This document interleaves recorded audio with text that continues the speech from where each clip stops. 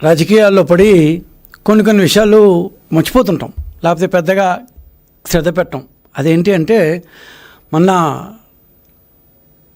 రీసెంట్గా జరిగిన అసెంబ్లీ సమావేశాల్లో మన రాష్ట్ర భవిష్యత్తుకు మీదుమిక్కిలి యువత భవిష్యత్తుకు, విద్యార్థుల భవిష్యత్తుకు చాలా ప్రాధాన్యత ఇచ్చే ఒక 4 బిల్లులు పాస్ అయినాయి. ఎందుకు అది పనిగా దీనికోసం ప్రత్యేకంగా ఒక ప్రెస్ మీట్ పెట్టి వివరించాల్సి వస్తుందంటే, ఆంధ్రప్రదేశ్లో కూటమి ప్రభుత్వం విప్లవాత్మకమైన సంస్కరణలతో ఉన్నత విద్యారంగంలో ఒక స్వర్ణయుగం తాను ప్రయత్నిస్తుంది. ఏంటంటే గత 5 ఏళ్లలో వైఎస్ఆర్సీపీ ప్రభుత్వం విద్యా వ్యవస్థను వ్యవస్థాపరంగా కావచ్చు, లేక ఉన్నత విద్యను ఒక వ్యాపారంగా మార్చడం కావచ్చు, రకరకాల అర్థం పర్థం లేని కమిషన్లు పెట్టేసి వాళ్ళ చేత ఒక పోలీస్ రాజు, ఒక ఇన్స్పెక్టర్ రాజుని సృష్టించడం కావచ్చు, రకరకాల ఇష్యూలతో దీన్ని కలగాపులగం చేసిన నేపథ్యంలో ఉన్నత విద్యలో సంస్కరణలు తేవడం పాయింట్ 1. పాయింట్ 2, ఒట్టి విద్య అందిస్తే చాలదు, అది ఉద్యోగాలకు ఉపయోగపడే విద్యగా ఉండాలి అనే ఉద్దేశంతో skill development, hub and spoke మోడళ్లతో సంస్కరణలు తేవడం 2వ పాయింట్. 3వ పాయింట్, ఒట్టి సంస్కరణలు ఇచ్చేస్తే ఎలా, ఉద్యోగులు ఎవరు ఇస్తారు? ఉద్యోగాలు ఇవ్వని 5 ఏళ్ల వైసీపీ ప్రభుత్వం నుంచి ఉద్యోగాలు ఇస్తున్న కూటమి ప్రభుత్వం ఈరోజు 2.5 సంవత్సరంలోనే దాదాపు జాబ్ క్యాలెండర్తో పాటు చూసుకుంటే 35,000 గవర్నమెంట్ ఉద్యోగాలు ఇస్తోంది. ఆల్రెడీ 22,000 గవర్నమెంట్ ఉద్యోగాలు ఇచ్చేసిన నేపథ్యంలో ఇంకొక 13,000-14,000 ఉద్యోగాలు ఈ రాబోయే 1-2 నెలల్లో అనౌన్స్ అయిపోతుంది. అదే కాదు, ప్రతి సంవత్సరం జాబ్ క్యాలెండర్ ఇస్తాము అన్న ఎన్నికల హామీని తూచా తప్పకుండా అమలు చేస్తున్నాం. సరే, ఈ 4 సంస్కరణలతో విద్యార్థులకు, యువతకి ఈరోజు మనం జన్జడ్ అని మాట్లాడుతున్నాం కదా, వాళ్ళ కన్ఫ్యూజన్ని, వాళ్ళ ఆవేదనని, వాళ్ళ ఆకాంక్షల్ని, వాళ్ళ ఆశల్ని దృష్టిలో పెట్టుకొని ఏ విధంగా వాళ్ళకి మనం మన యొక్క సంస్కరణలతో వాళ్ళ యొక్క లైఫ్స్ ఏ విధంగా బాగుపడాలి, బాగుపరచగలగాలి అనే ఉద్దేశంతో తెచ్చిన 4 బిల్స్. ఒకటి, ఫస్ట్ బిల్ ఏపీ ప్రైవేట్ విశ్వవిద్యాలయాల బిల్ 2026. ఏపీ ప్రైవేట్ విశ్వవిద్యాలయం, ఒకప్పుడు అంటే మేమంతా చదువుకునేటప్పుడు యూనివర్సిటీ అంటే కేవలం గవర్నమెంట్ ఆధ్వర్యంలో ఉండేవే యూనివర్సిటీలు, ప్రైవేట్గా యూనివర్సిటీలు అంటూ ఉండేవి. కానీ ఈరోజు గవర్నమెంట్ కంటే ప్రైవేట్ యూనివర్సిటీలు ఎక్కువైపోయినాయి. ప్రతి రంగంలో ఏమంటే ప్రైవేటు ఇది వచ్చాయంటే విద్యారంగంలో కూడా ప్రైవేట్ యూనివర్సిటీలు బ్రహ్మాండంగా ఉద్యోగాలు ఇస్తున్నాయి. ప్రతి సిటీలో, హైదరాబాద్ కావచ్చు, ఢిల్లీ కావచ్చు, ముంబై కావచ్చు, బెంగళూరు కావచ్చు, ఇట్లాంటి సిటీల్లో ప్రైవేట్ విశ్వవిద్యాలయాల్లో చదివే వాళ్ళ సంఖ్య పెరగడమే కాదు, వాళ్ళకి ఇస్తున్న క్వాలిటీ ఆఫ్ ఎడ్యుకేషన్ కూడా చాలా బాగుంటుంది. మరి మన రాష్ట్రంలో గత 5 సంవత్సరాలుగా పెద్దగా అప్పుడెప్పుడో మనం చిన్నప్పటి నుంచి చూసిన విజ్ఞానులు, గీతములు ఇట్లాంటివే తప్ప కొత్తగా ఎందుకు ప్రైవేట్ విద్యాలయాలు ఏవి రాలేదు? దీన్ని పరిశోధిస్తే తేలింది ఏంటంటే, జగన్మోహన్ రెడ్డి గారు ఎందుకు పెట్టారో ఆయన ఏం చూడ కదా, ఎవరో ఐఏఎస్ సలహా ఇచ్చుంటాడు.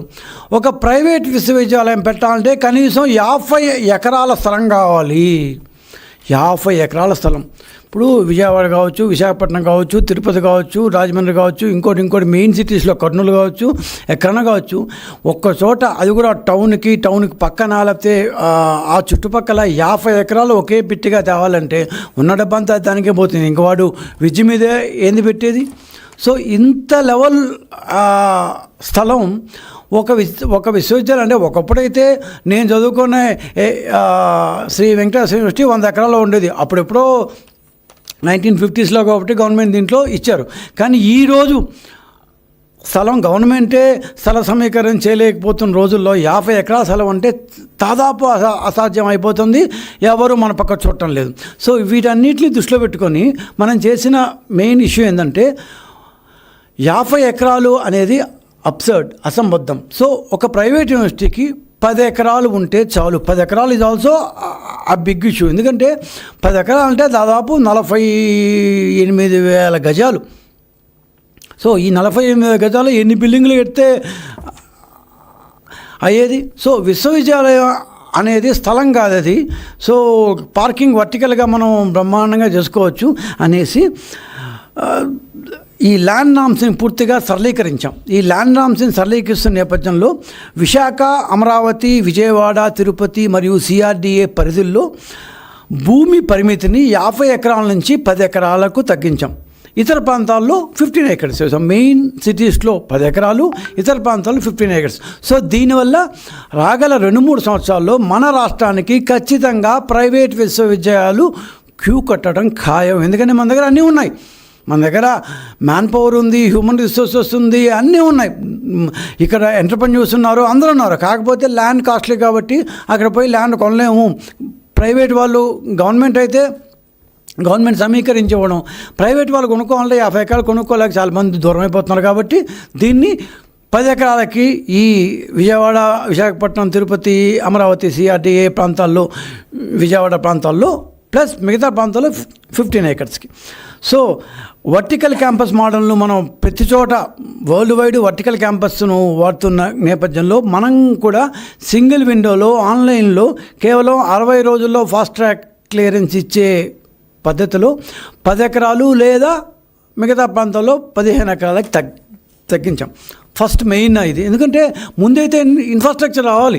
ఇన్ఫ్రాస్ట్రక్చర్ ఎవరైనా పెడితే అక్కడ పోయి చదువుకుంటారు. కాలేజీ రాకపోతే ఇంకేం చదువుకొని వేరే ఊరికి పోతారు, హైదరాబాద్కో బెంగళూరుకో పోతారు. సో అందుకని మొట్టమొదటి మనం మౌలిక సౌకర్యాలను కల్పించే వాళ్ళని ప్రోత్సహించాలి. ఆ ప్రోత్సహించే దీంట్లోనే 50 ఎకరాల నుంచి మెయిన్ సిటీస్లో 10 ఎకరాలు, మిగతా దీంట్లో 15 acres తగ్గించాం. ఓకే.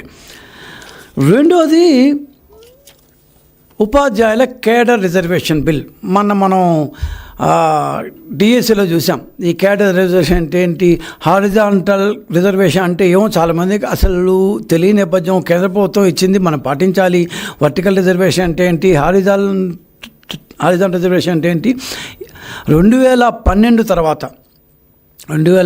తర్వాత మన రాష్ట్రంలో గత 14 సంవత్సరాలుగా యూనివర్సిటీల్లో assistant professor, associate professor, professor ఈ 3 స్థాయిల్లో రిక్రూట్మెంట్ జరగనే లేదు. 2014లో కొత్తగా వచ్చాము మనం. అప్పుడు ఏం డబ్బులు లేవు కదా. తర్వాత మన డబ్బులు ఉన్నాయి కదా, జగన్మోహన్ రెడ్డి గారు ఎందుకు పెట్టలేదు అని మనం 10 సార్లు అడుగుతాం. కానీ నేను పెట్టలేదు కాబట్టి నన్ను ఓడించా, ఊరికే నువ్వు పెట్టలేదు అని అడిగితే ఏం చేస్తాను అన్నాడు. కరెక్ట్.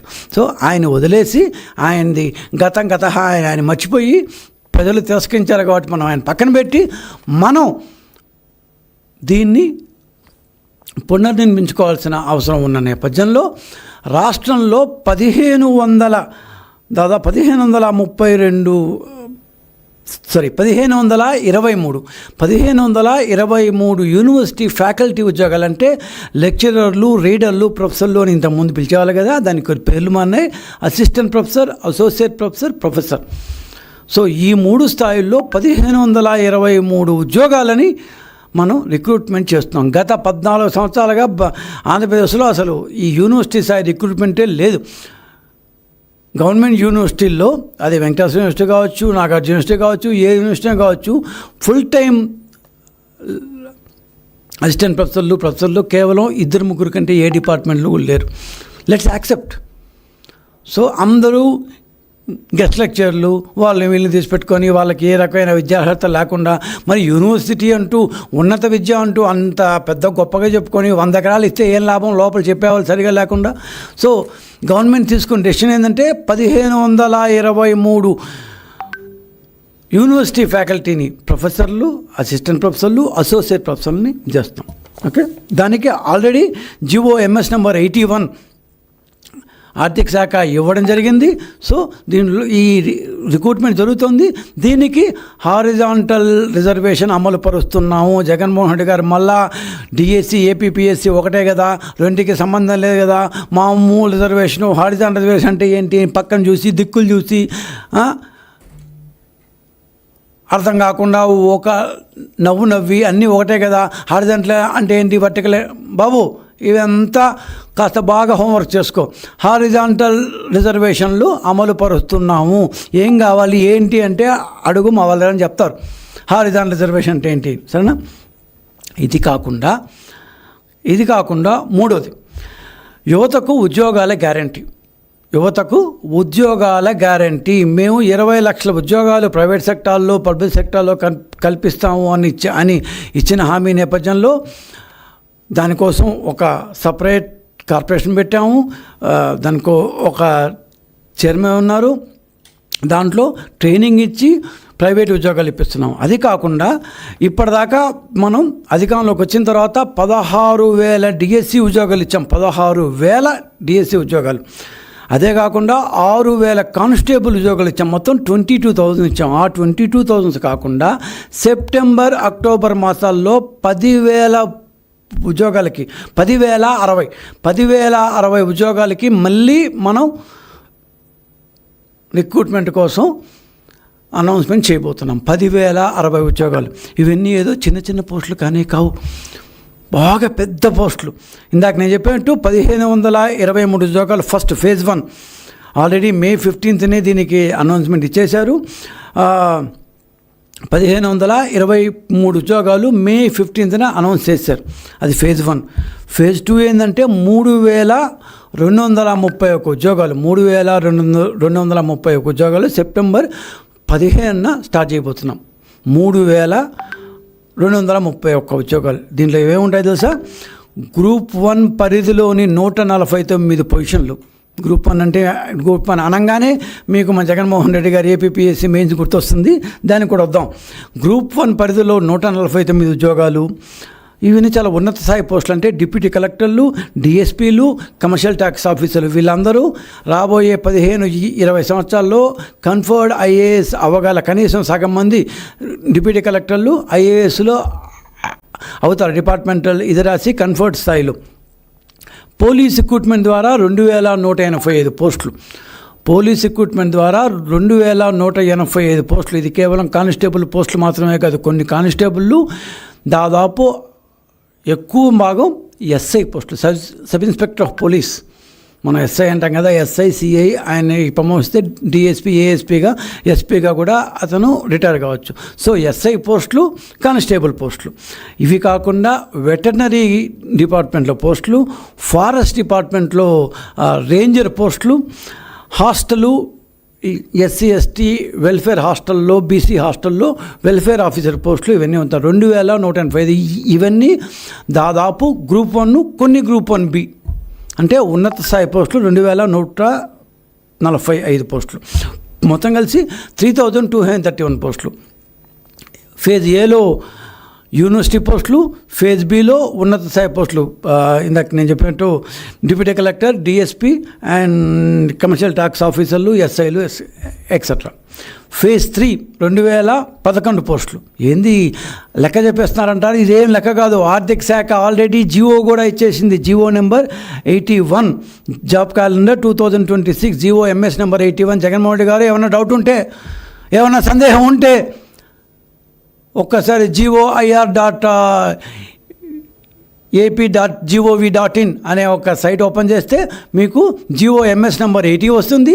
దాంట్లో 10,060 పోస్టులకు ఇప్పుడు ఇచ్చాము, ఇంతకుముందు ఇచ్చింది మొత్తం లిస్ట్ అంతా ఉంటుంది సార్. ఏపీపీఎస్సీ, డిఎస్సి వేరువేరా, ఒకటొకట, ఇట్లాంటి సందేహాలు మీకు చాలా ఉన్నాయి కదా, అవి కూడా దీంట్లో చూసి తీర్చుకోవచ్చు మీరు. సో ఫేజ్ 3 అక్టోబర్లో నోటిఫికేషన్ వస్తుంది. దాదాపు 2,311 పోస్టులు. 2,311 పోస్టులు. దీంట్లో ఇందాక నేను గ్రూప్ 1 చెప్పాను కదా, దీంట్లో గ్రూప్ 2లో 673 పోస్టులు వస్తాయి. డిప్యూటీ తహసీల్దార్లు, ఏసీటీఓలు, సబ్ రిజిస్ట్రార్లు, అసిస్టెంట్ సెక్షన్ ఆఫీసర్ అంటే సెక్రటరియట్లో ఉండే అసిస్టెంట్ సెక్షన్ ఆఫీసర్లు, మరియు వివిధ ఇంజనీరింగ్ వాళ్ళు, దేవాదాయ, ఎండోమెంట్స్ డిపార్ట్మెంటు, పంచాయతీరాజ్ శాఖలు, నీటిపారుదల, ఏపీ ట్రాన్స్పోర్ట్, డిస్కమ్, విద్యుత్ సంస్థలకు చెందిన 1,638 అంటే 673 గ్రూప్ 2 పోస్టులు, 1,638 అసిస్టెంట్ ఎగ్జిక్యూటివ్ ఆఫీసర్లు, ట్రాన్స్కోలు అంతా కలిపి. ఇవన్నీ గ్రూప్ 2 పోస్టులు. ఇంత గ్రూప్ 1 చెప్పాం, ఇప్పుడు గ్రూప్ 2 చెప్పాం. అన్నీ చాలా పెద్ద పోస్టులు. ఆంధ్రప్రదేశ్లోని యువత నిజంగా చదువుకోగలిగితే నిజంగా బాగా ఒళ్ళు వంచి చదివితే మీకు అందరి విజ్ఞానం ఉంది, ఎవరు లేకుండా పోలేదు. జగన్మోహన్ రెడ్డి గారు పెట్టిన ఏపీపీఎస్సీలో మరి ఎలక్ట్రీషియన్లో, హౌస్ వైఫ్లో, ఆటో డ్రైవర్లో కరెక్షన్లు చేయరు జగన్మోహన్ రెడ్డి గారు. ఇన్ఫ్యాక్ట్ ఆ ఏపీపీఎస్సీ కూడా ఆయన పెట్టలేదు. 2018లో మేము అనౌన్స్ చేసి ప్రిలిమ్స్ రాయిపించి మెయిన్స్ దాకా తెచ్చి మా గవర్నమెంట్ పోయిన తర్వాత 1.5 సంవత్సరం తర్వాత వీళ్ళందరూ నా దగ్గరే ఉండాలి, నా దగ్గర ఉండాలంటే నాకు నచ్చిన వాళ్ళకి పోస్టింగ్లు ఇచ్చుకోవాలి అని చెప్పి, రాజ్యాన్ని తన చేతిలో ఉంచుకోవాలంటే రాజ్యాన్ని నడిపే వాళ్ళందరూ తన వాళ్ళై ఉండాలి అన్న దూరాలోచనతో జగన్మోహన్ రెడ్డి గారు మాన్యువల్ ఎవాల్యుయేషన్ అంటే మామూలుగా మీరు రాసి ఏపీపీఎస్సీ దగ్గర 452 మంది ఎగ్జామినర్లు ఎంపానల్ అయి ఉన్నారు. మరి వీళ్ళందరి చేత మీరు రాసిన పేపర్లు దిద్దించకుండా డిజిటల్ ఎవాల్యుయేషన్ని వర్క్ ఫ్రమ్ హోమ్ వచ్చింది కదా, ఏది కోవిడ్ వచ్చిన 1 సంవత్సరానికంట అందరూ బాగా బయట వచ్చేసి మాస్కులు తీసేసిన తర్వాత వాళ్ళ ఇళ్ళకి పంపించేసి డిజిటల్ ఎవాల్యుయేషన్ అని చెప్పి వాళ్ళు ఇష్టం వచ్చిన వాళ్ళకి ఇష్టం చిన్న మార్కులు వేసుకొని పైన దుద్ది కింద దుద్ది రకరకాలు చేశారు. కోర్టు పోతే కోర్టు మొట్టికాయలు కాదు, బాగా లాఠీతో ఒకటి పీకిన తర్వాత మళ్ళా దాన్ని మాన్యువల్ ఎవాల్యుయేషన్ హైలాండ్ అని మా టీడీపీ ఆఫీస్ దాటిన తర్వాత ఉంది కదా ఓ పాత రిసార్టు, అది కూడా అగ్రిగోల్డ్ వాళ్ళ దీంట్లో సిఐడి కేసులో ఉంది ఆ రిసార్టు కూడా కేసులో ఉన్న రిసార్టే. అట్లాంటి రిసార్ట్లో హౌస్ వైఫ్లు, ఎలక్ట్రీషియన్లు, డ్రైవర్లు, బుద్ధి ఉందా అసలు ఏమైనా సిగ్గుందా, అసలు ఐడియా ఉందా?